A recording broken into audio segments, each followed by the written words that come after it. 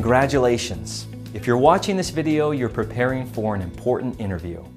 Today, we're going to focus on foundational guidelines to help you prepare for the interview and present your skills and experience confidently and effectively, which will set you apart from your competition. So please watch the entire video, then call your MRINetwork recruiter to talk about the specifics for the position you're about to pursue. We're going to cover 6 key topics in this video: dissecting the first interview, interviewing essentials, best practices on answering questions as well as answering difficult questions. Then we're going to talk about the topic that gets everyone's attention, discussing compensation, and we'll wrap up with ending the interview. First, let's briefly dissect the first interview. You may not have interviewed in a while, so this will give you an idea of what to expect. Even if you have interviewed recently, this is important. Not all companies handle interviews the same way, but generally speaking, these are some basic elements of a face-to-face. You'll start with introductions and a handshake. Make sure you know the proper pronunciation of the names of the people you're meeting with, and use a firm handshake and make eye contact. Oftentimes, the conversation starts with the interviewer saying, "So, tell me about yourself." And by far, most candidates start off on the wrong foot with their responses. Keep your response short. Focus on work, how your most recent position ties to this one, and move on to your excitement for today's meeting. Talk to your recruiter about any special comments to include in your response to this opening statement. Then you'll move into the bulk of the questions about your background and the available position. We'll talk more about this in a minute, but the essence here is to clearly highlight your accomplishments and how they benefit the employer. Some of those questions may be tough, so again, work out those kinks with your recruiter. Role-playing ahead of time is critical. Then you'll probably have a chance to ask some questions, so prepare 5 of those in advance. And finally, you'll move into the close. We'll cover that in a few minutes too. Now, let's talk about interviewing essentials. First, let's set the tone of how to think about an interview. You'll be at a huge advantage over your competition if you think of your interview as a business meeting, one in which you and another person determine if your skills would benefit the organization, the opportunity will allow you to enhance those skills, you can and want to work together, and it makes sense to move things forward. Thinking about the interview as a business meeting helps you prepare with less stress. Here are some essential actions to take prior to your meeting. First, let's talk about public information. A client can legally view posted information about you and may make a decision based on what they see or read on your blogs, website, and social media sites like Facebook, LinkedIn, and Twitter. Internet research on candidates is a way of business these days, so adjust security settings on your accounts or edit content that could get in the way of your success. Prior to the interview, conduct thorough research on the company. At minimum, read the LinkedIn bios of everyone you'll be meeting with, be familiar with their company websites, key news, or media items. Make sure to talk to your recruiter for more direction on this. Confirm the time, location, directions, and the names of the key people involved in your day. If you use internet sites for directions, be sure to confirm with your recruiter that the information is correct. Arrive 15 minutes prior to the interview. Arriving earlier may cause you to get anxious or distracted while waiting, and it might cause the client to feel rushed to begin the meeting. 15 minutes allows you to get settled, focus your thoughts, and observe the company culture for a few minutes while you wait. Remember, the interview begins the moment you step on company property. From that point forward, your actions are on display, so treat everyone you meet with respect and courtesy, whether they are the maintenance staff, the receptionist, other guests in the lobby, or the CEO. We've learned from our 45+ years of industry experience that no matter what the level of opportunity, success is in the details. So we have important tips for dress code and hygiene. You may think you've got this one down pat, but trust us, not talking about this has led to disastrous results. So here are the specifics. Wear conservative business clothes. Men, wear a suit or sport jacket. Women, wear a suit or tailored separates. Your recruiter will let you know if there are any other specifics. Be certain that your clothes are clean and well-fitting.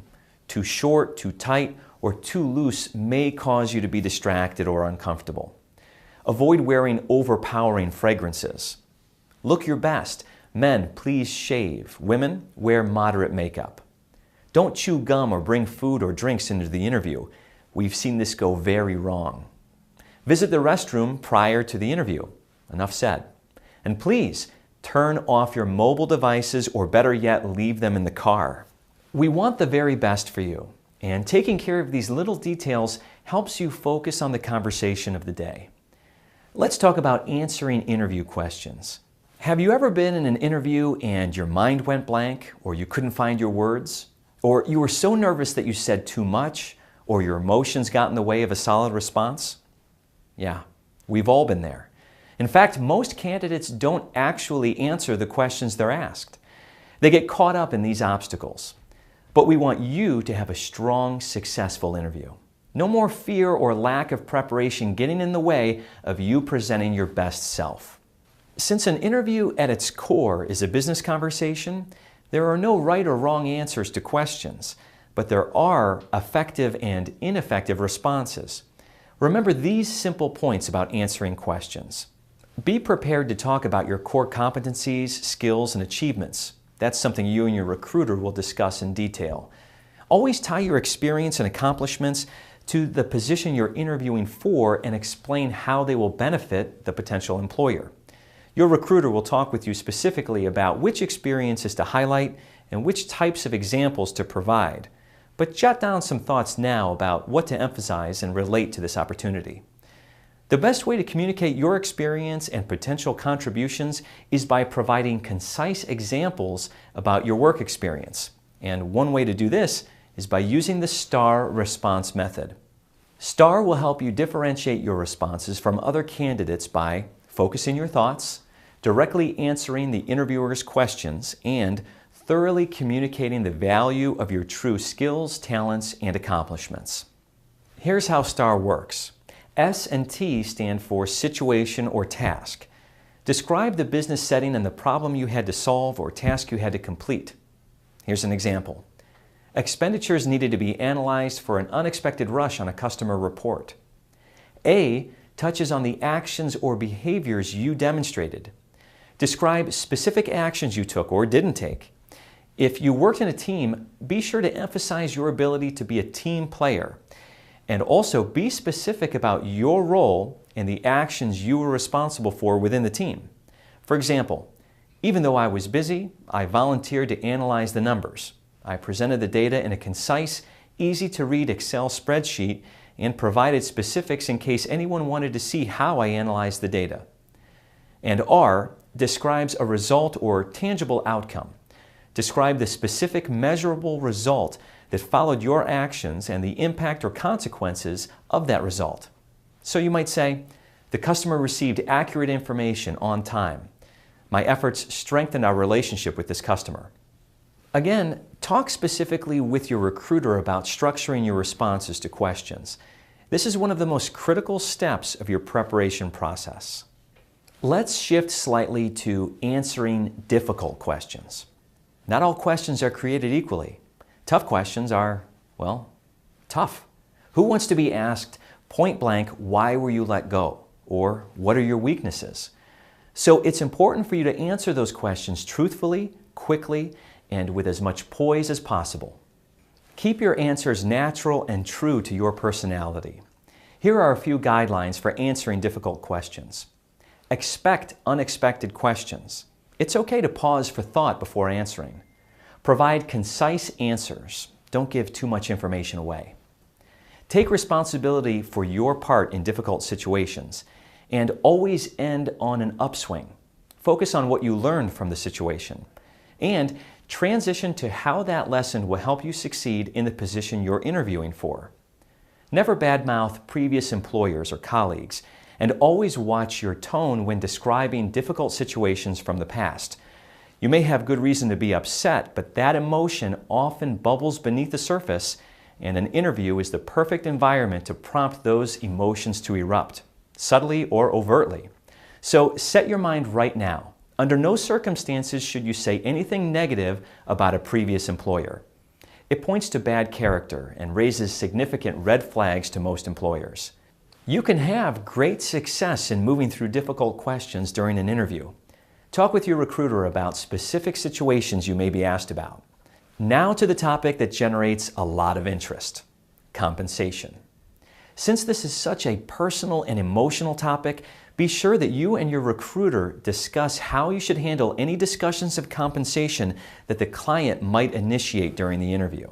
Your recruiter has a wealth of experience and wisdom in this area, and while you may want to get out there and discuss the topic, trust us, your recruiter knows the client well enough to know how to handle this delicate topic. That brings us to ending an interview. It's important that you close an interview with confidence and assertiveness. Clients will usually take the first step in ending an interview by asking you if you have any outstanding questions. So keep track of your questions throughout the interview and make sure to ask at least one question before leaving.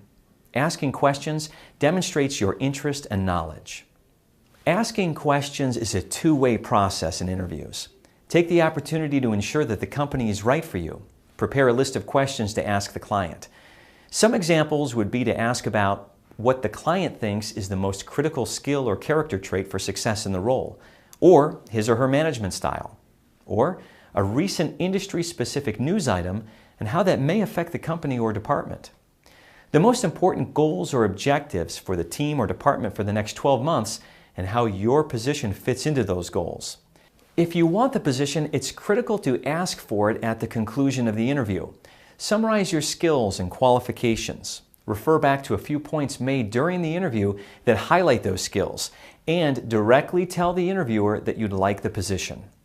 Genuinely convey interest and excitement in the opportunity. Here's an example of what that could sound like. This sounds like a great opportunity for both of us. My familiarity with the software and testing process you use allow me to hit the ground running, saving your department time and money. I'm very interested in moving forward with this position. Is there anything else you need to know about me before taking the next step? If the client does bring up a skill you're lacking or have little experience with, tell them that what you don't know, you're willing to learn. Demonstrate flexibility, a willingness to improve skill sets, open-mindedness, and the commitment to being a team player. Keep in mind the majority of our clients want employees who demonstrate enthusiasm for the company, its mission, and its people, have confidence to do the job and use their well-matched skills, are coachable, and strive to make an immediate contribution. Now, if you're not interested in moving forward, be discreet about it. Be polite, and at a minimum, thank the other person for their time and the opportunity. Never burn bridges. Lastly, it's a professional courtesy to thank interviewers and individuals you interacted with after an interview. Keep a pack of thank you notes in your car or briefcase so that you can write a quick note and deliver it immediately to the front desk or a traditional mailbox. You can also email a quick thank you. Make sure to check the spelling of anything you write or type. Remember, success is in the details. Thanks for taking the time to watch this video.